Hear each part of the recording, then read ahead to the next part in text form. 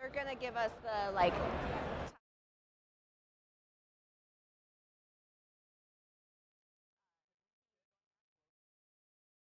they're going to be able to hear us because it's going to come over the speakers. Oh, yes, it is. Now we're okay. live.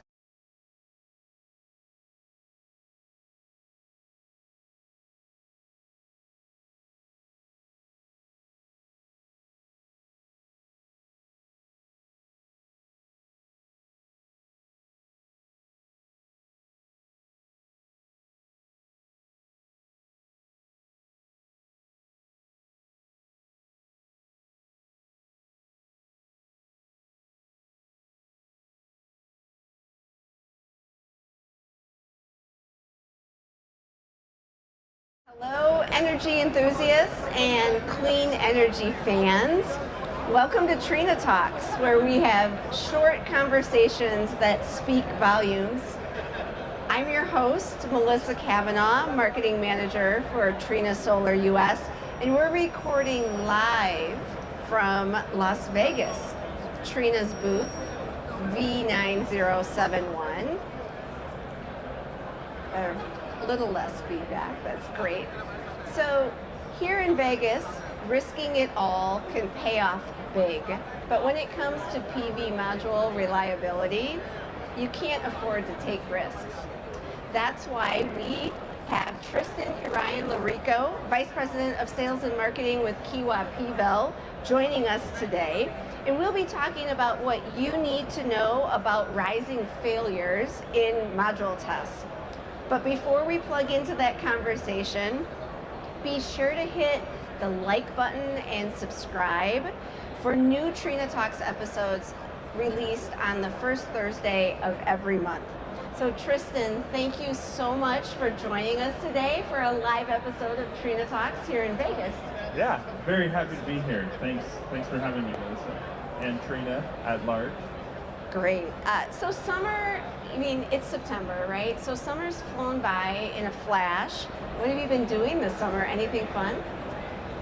Well, we actually moved, not the lab. The lab's where it has been in Napa, but I'm based in Canada, and moved houses over the summer. So since I last saw you at Module Tech, I've been very focused on disassembling and assembling furniture, and my mind has been a little less on module reliability, but it's nice that RE Plus has pulled me back in. I've had a lot of good conversations the last couple days, and excited for this one as well. Yeah. So if you had to guess how many boxes you packed or unpacked, how many boxes do you think? Dozens. You don't realize how much stuff you have until you gotta move it. So it's great. Yeah. It's been a few years since I moved, but we took the opportunity to kind of lighten the load the best we could, and we thought we did so well. We donated so many things, and then when we were unpacking, we thought, how do we still have all of this stuff? Same story. Yeah. So we're in Vegas, and I have to ask, I've asked almost all of the guests so far, what's your favorite thing to do in Las Vegas? Get on an airplane and head out again. This isn't my vibe. I mean, the conference is great. I'm with my people in here, but I do not gamble. I don't, it's too much. It's sensory overload out there. So excited for Thursday to come and get back home. Right, well, and on top of the sensory overload of being here in Vegas, it's a lot of preparation and a lot of work for every business that is here, and it's a lot of conversations. You're right. Everybody, I think, is exhausted come Thursday. So let's talk a little bit about Kiwa PVEL's new module reliability scorecard. It started as a reliability test in 2012, right? Yeah, correct. So each year we release the PV module reliability scorecard, as you mentioned, and that's based on our product qualification program, which we started back in 2012 to really see how modules perform. For years there was a thought that modules are a commodity and I can buy modules from anyone and they're going to perform similarly. But at the time, PVEL, PV Evolution Labs, our founders had realized that in their own testing for their own projects, that even though these modules look the same, they can be very different. And so that started them to, that inspired them to start a commercial lab doing this for the industry through this product qualification program.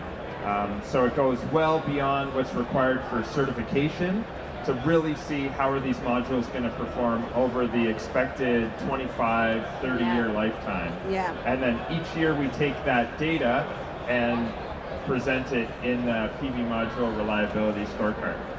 So did the 2025 edition have any major changes this year? Well, we're seeing, we have a very established top performer criteria. You know, that gets tweaked every year. You know, updates. We didn't introduce any new top performer tests in the 2025 scorecard, but of course, you know, the new thing was how are modules performing in the past year in our testing. So, you know, of course, we're testing more TopCon than we did in previous years. We're seeing some more HJT modules than what we've produced or reported on previously. We're seeing kind of new failure modes or maybe a repeat of older failure modes coming to light again. So that's really what was new in 2025. Yeah. Do you think differences in, you mentioned differences in cell technology factor in, or like extreme weather risks, any of that?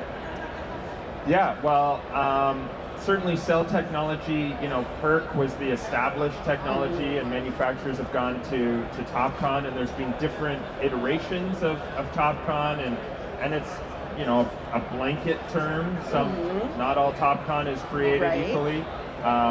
So we're seeing, you know, UV-induced degradation, a range of results in that test, for example, on TopCon. You know, one good thing is that we're seeing for TopCon and HJT modules is they have higher energy yields. So we were very happy to report on that. Our pan files, you know, our pan file test results in higher energy, but not only have the module wattages increased, but their watt hours or kilowatt hours or megawatt hours have also increased. So, you know, and a big part of that is the switch from PERC to N-type technologies.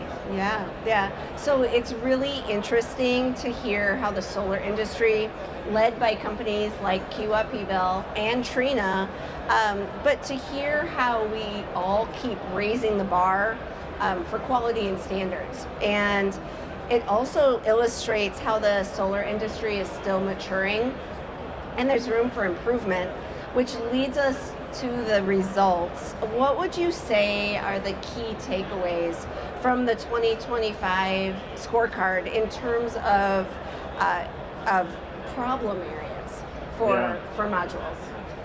Well, we're seeing that the failure rate has increased. So of the module manufacturers that we tested, 83% of them had one or more failures during our testing.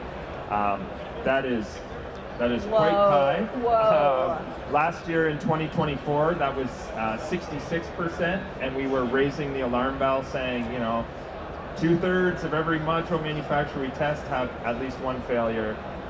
You know, that has now increased to 83% in the 2025 scorecard. Those failures can come from a range of tests and a range of issues. You know, the biggest ones being module breakage in our mechanical load testing. As these modules have gotten larger, frame sizes have gotten smaller, the glass thickness is trending smaller as well in some cases, and that can lead to mechanical load related issues. We're also, as I mentioned earlier, seeing UVID as an issue on some, not all modules, but certainly on some modules we see that. We're seeing delamination related issues. So it runs the gamut really. And outside of the US, you know, module prices are rock bottom. And we see that modules being sold at less than cost can have reliability issues. Right. It's not, a blanket statement. We still see some modules that perform well. We still listed a lot of top performers, Trina amongst them in the scorecard, but certainly there is some cause for concern with a failure rate that high. Yeah. So those sound like long-term reliability problems that can really hurt a project's return. And if the modules are utilized that are not meeting the standard for reliability. Yeah, certainly. So I know right now a lot of companies are racing to stock up on modules, get their projects moving because of U.S. policy changes. What insights can you give developers or procurement teams? What should they be aware of? What should they keep an eye out for? What do they need to know when they're looking for modules? Well, I think, as part of the Kiwa group, where our colleagues, Kiwa PI Berlin, as well as us on the test lab, Kiwa PVEL, we have our procurement best practices, and those have never been more important. I keep thinking that maybe one day this industry will mature, and you won't need factory audits, you won't need third-party testing. If anything, we're seeing that the need for that is higher. So, I think people buying modules and putting them in a warehouse, safe harboring. It's even more important to make sure that the bill of material you're purchasing has been fully vetted through a program like our PQP. Make sure you have third-party auditors like our colleagues at Kiwa PI Berlin going into the factory, doing pre-production factory audits, doing production oversight. We're seeing a lot more batch testing of modules, particularly those being produced in the U.S., coming to our lab and doing testing throughout the production runs to make sure that there isn't any unseen issues in those modules. So, just follow those best practices. Yeah. They've been well established. It's nothing new. It's not rocket science, but it's even more important to follow it now. And don't let the rush to buy modules and to lock in things for these tax credits. You forget to do your due diligence, and then you end up with an asset that is underperforming in the long run. Right. So that's excellent advice for developers and procurement teams to keep in mind, especially in the current policy environment. Let's zoom of your products for your customers, and you were listed in the scorecard for the 11th year in a row. That's a very elite group that has been in every one of our scorecards. But now we're seeing that more and more module manufacturers are using our testing, and thankfully that means a lot more top performers. So this year we had 50 manufacturers listed as a top performer in one or more of our PQP top performer tests. But it's a dynamic list. Last year, 2024, we had 53 manufacturers listed. This year, as I mentioned, there was 50. 15 of the manufacturers listed in 2024 were not listed in 2025, and 7 manufacturers in 2025 were top performers for the first time ever. So the list is dynamic, but sitting in the Trina booth, I'll plug that Trina's name in the historical scorecard is right at the top. I don't expect that to change.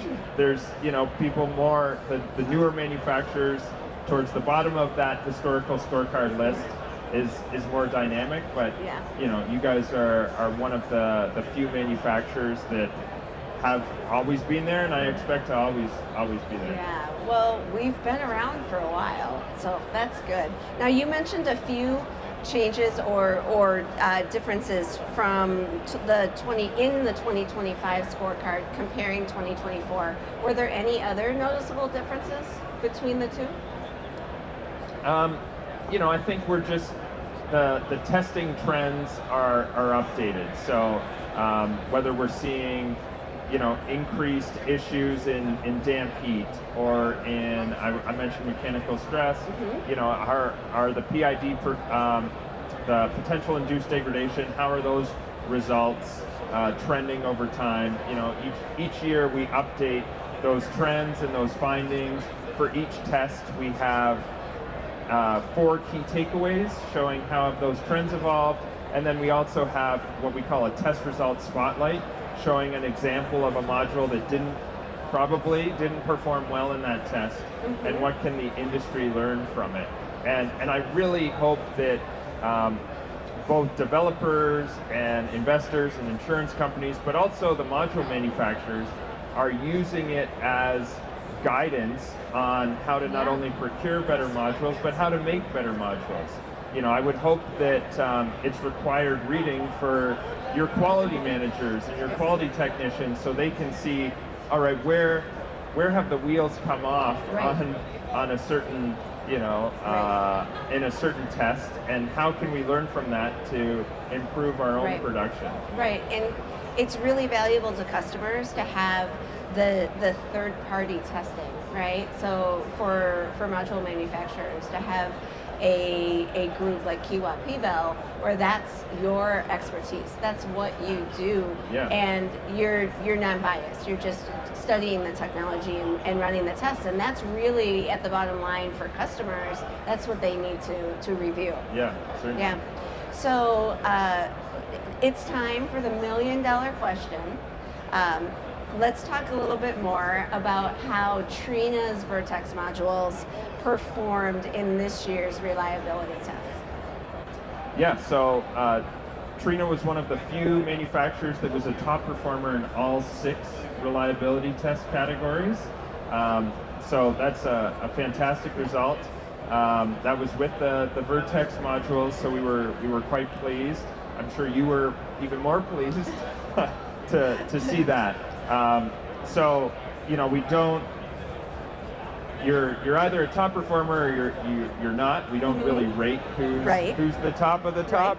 But it is quite difficult to have a module that's a top performer in all 6 of those reliability tests, and Trina achieved that. And as I already mentioned, 11 times you've been listed in the scorecard. So we started testing your modules probably when they were, I want to say, 250 watt poly modules. I don't even know what series that would have been. We've got the Vertex N that's over 700. Yeah. And we've been with you. You've been with us for that whole journey, and proving that reliability consistently, starting with ALBSF type cells through PERC and polycrystalline PERC, and then monocrystalline PERC, and on it goes. And yeah, you've proven your reliability through your partnership with PVEL, Kiwa PVEL, and through our testing. And that was repeated in the 2025 scorecard. Right. Well, it's really exciting, and it definitely is an honor and a privilege to work with you, and it is certainly a definite statement that we can say that we are a top performer for 11 years with the reliability scorecard. That speaks volumes. Yeah, I agree. So, did you bring the trophy? The trophy. We did, yes. We did. So, I would like to see Yanduan. Yanduan, are you here? Kaylani, can you see if Yanduan is around the corner?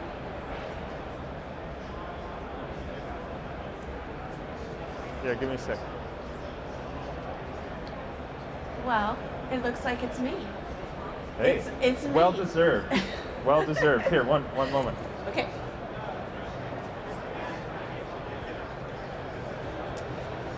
So we're going to do, for those of you watching the live stream, you don't get to see the how beautiful it is, but this is the Reliability Scorecard Top Performer Award. So thank you very much. Thank you. Thank you. Well done.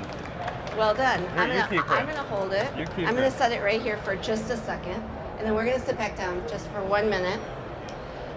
So If you would like to learn more about Trina's award-winning Vertex modules, follow the link in the video's description to contact our US sales team. And if you're here at RE Plus, swing by the booth. It's B9071 and play some mini golf. We have a custom 3-hole mini course here.